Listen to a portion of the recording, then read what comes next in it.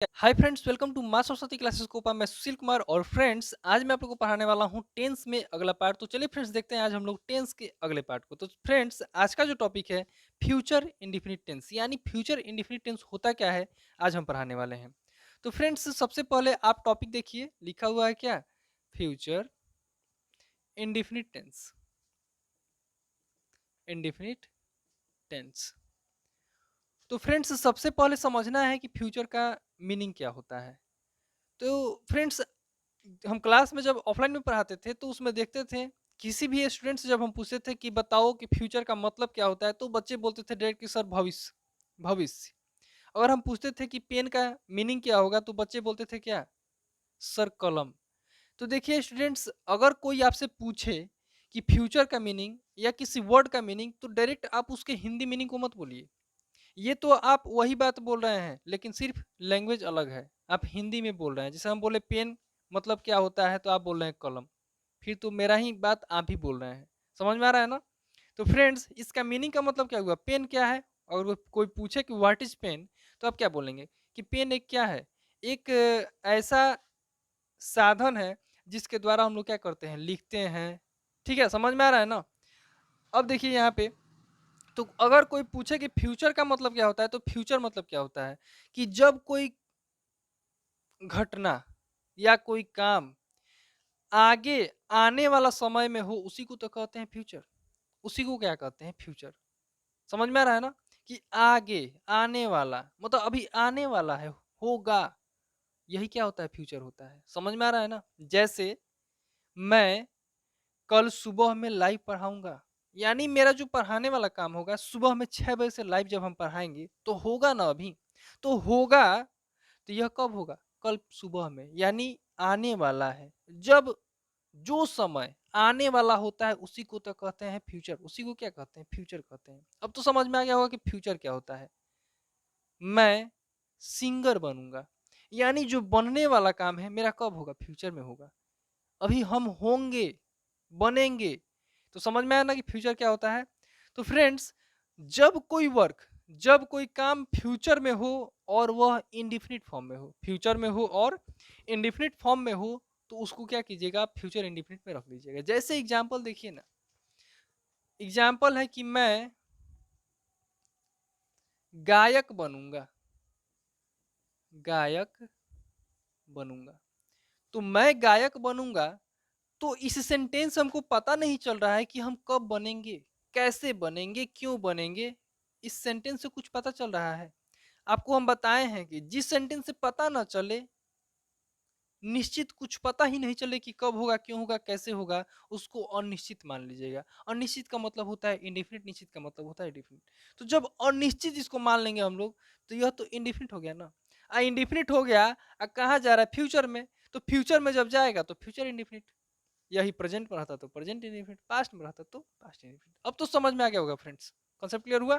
तो friends future indefinite का structure होता है सब्जेक्ट प्लस सेल या विल प्लस V1। सेल या विल प्लस V1।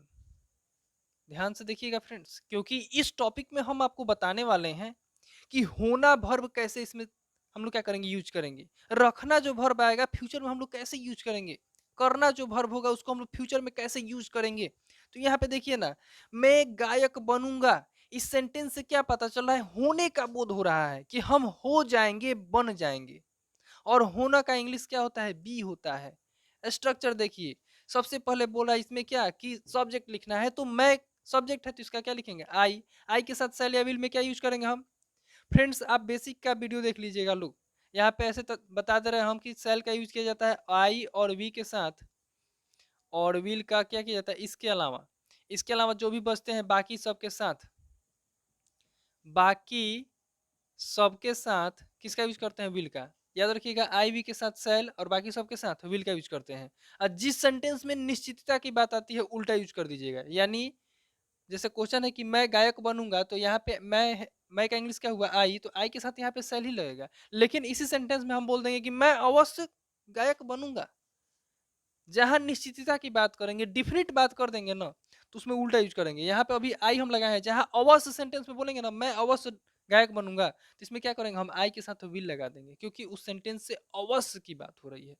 तो सबसे पहले क्वेश्चन देखिए, मैं गायक बनूंगा, तो आई और सब्जेक्ट हो गया, सब्जेक्ट के बाद शैल या विल का यूज करना है, तो आई के साथ क्या लगेगा यहाँ पे, शैल।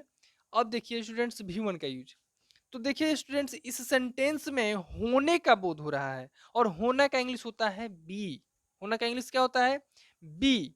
और जब बी होता है इंग्लिश, तो बी का भी वन ही इसमें यूज करना है, क्योंकि हम लिखे हैं डायरेक्ट क्या कि सेल या विल के बाद भी वन, तो यहाँ पे क्या लिखेंगे हम बी, यानी मैं हो जाऊंगा, क्या हो जाऊंगा, गायक, तो लिखेंगे ना ए सिंगर।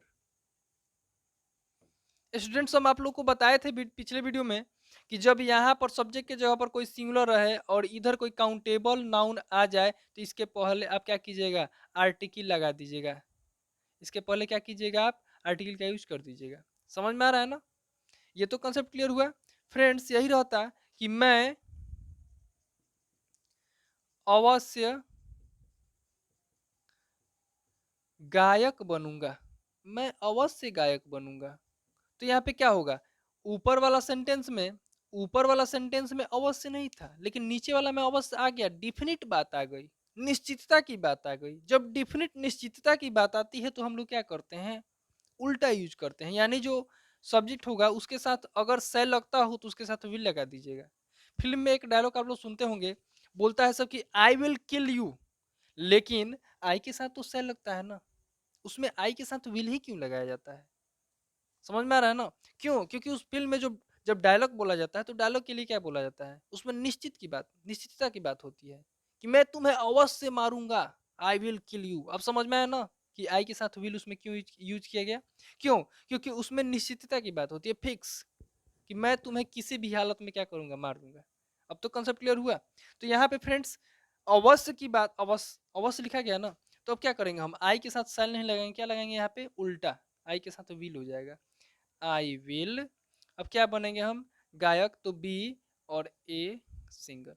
हाँ स्टूडेंट्स, अब यहाँ पे आप अवश्य का इंग्लिश मत लिखिएगा, जैसे ही आप उल्टा इसमें क्या करते हैं, इसमें जैसे ही आप क्या करते हैं, सेल विल में आप यूज कर देते हैं सेल विल का, तो आपका इंग्लिश अवश्य का इसी में हो जाता है। अब तो कंसेप्ट क्लियर हुआ फ्रेंड्स। फ्रेंड्स अभी एक नोट में बात आप लोग लिख लीजिए कि सेल विल क्या है, मॉडल्स है, और सेल विल यानी मॉडल्स के बाद जितने भी मॉडल्स होते हैं 12-13, कौन कौन, shall will, should, would, can, could, may, might, must, ought to, यानी ये सभी जितने के हैं मॉडल्स हैं, सबके बाद अगर कोई वर्ब आएगा, यानी मॉडल्स के बाद जब कोई वर्ब आता है तो वह वर्ब हमेशा भी1 के फॉर्म में होता है, यानी मॉडल्स के बाद हमेशा किसका यूज किया जाता है, भी1 का यूज किया जाता है। कंसेप्ट क्लियर हुआ फ्रेंड्स। तो फ्रेंड्स ये तो समझ में आ गया होगा। और फ्रेंड्स रही बात नॉट का यूज करने का, तो हम एक ट्रिक बताए थे आप लोगों को कि हमेशा 3 नंबर पे नॉट आता है, तो 1 नंबर पे आई हुआ, 2 नंबर पे क्या हुआ, सेल हुआ। और अगर हमको नॉट लगाना होता, मैं गायक नहीं बनूंगा, तो क्या करेंगे, सिर्फ हम तीसरे नंबर पे यहाँ पे क्या करेंगे, हम नॉट लगा देते हैं और नॉट हो जाता है 3 नंबर पे। कंसेप्ट क्लियर क्लियर हुआ फ्रेंड्स। अगर हमको इसी को इंट्रोगेटिव में बनाना होता तो सिर्फ सेल या विल को बाहर कर देंगे हम, क्योंकि हम बताए थे कि जब किसी भी सेंटेंस का इंट्रोगेटिव बनाया जाता है तो उसमें जो एक्जुलेटिव वर्ब होता है उसको हम लोग क्या करते हैं, बाहर कर देते हैं। तो कंसेप्ट क्लियर हो गया फ्रेंड्स। तो चलिए फ्रेंड्स, जितने लोग वीडियो देख रहे हैं फ्रेंड्स, ज्यादा से ज्यादा शेयर कीजिए। तो चलिए फ्रेंड्स, मिलते हैं अगले वीडियो में, तब तक के लिए धन्यवाद।